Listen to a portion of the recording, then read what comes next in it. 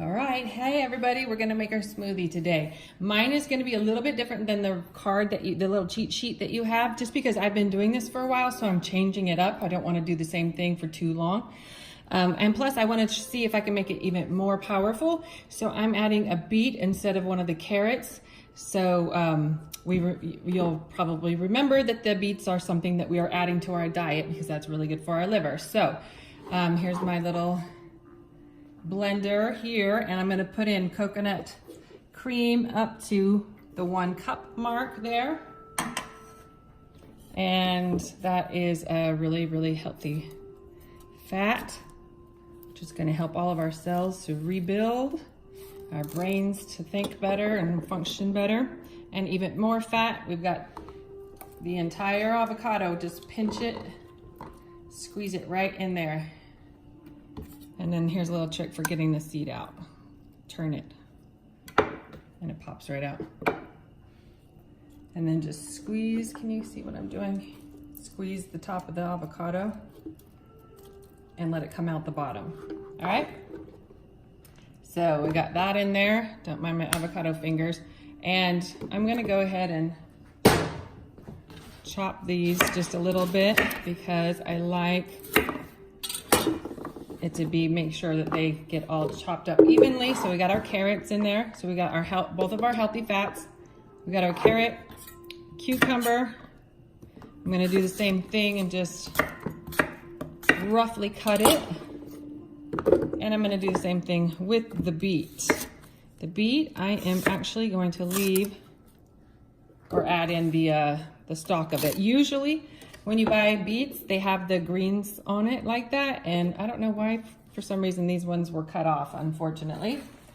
So, but I would add those in as well. And then these are my greens from my garden. So this is a bunch of kale here, and I threw in a few pieces of rainbow collard greens right here. But how amazing is this? I'm so excited. It's getting bigger and bigger. If you guys stay on your healing journey with me, you will be doing this soon if you're not already. Growing your own stuff. So I'm not gonna put in these fibrous ends. So I just chopped them down to there. And now I'm putting everything in the blender. And I'm gonna add a little bit of water as I need to, and I'm gonna blend it up. All right, so I blended it up, and actually I might even add a little bit more water to it so it's a little bit more liquidy. I kind of like it a little more liquidy, but these are my tips for you, okay? So, number 1, if you can't stand that it's not sweet, you can add some liquid stevia, and I like this one from Trader Joe's, and it is the organic one, and I like the liquid, not the powder, but you can put this in because this has no effect on your blood sugar level. And I still have avocado on my finger. But put the entire dropper full in, straight into the blender.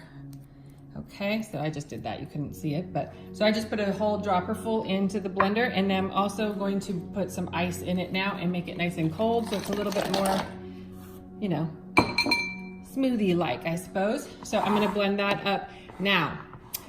This sometimes, especially when I start adding my own things in here, will actually make like a full, you should be drinking like a mason jar full of smoothie every day. That's about the size you should be having. And sometimes this will make a little bit more than that, so like 1.5 size of that. And if that's the case, I just put it in the fridge and drink it later on that day if I can't finish it. But the key is to try to get all this stuff in throughout the day.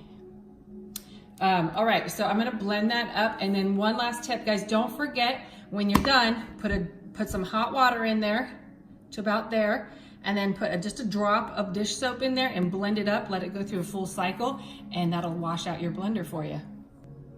All right, and there it is, all done. I forgot to mention, I don't have celery in mind because I personally have a sensitivity to celery. So remember, we talked about anything that gives you that funny feeling in your stomach, the bloating, the bubbling, any of that, any reaction is something that you shouldn't be having until your gut is healed. So if you notice any ingredient giving you trouble, make sure you're not consuming that.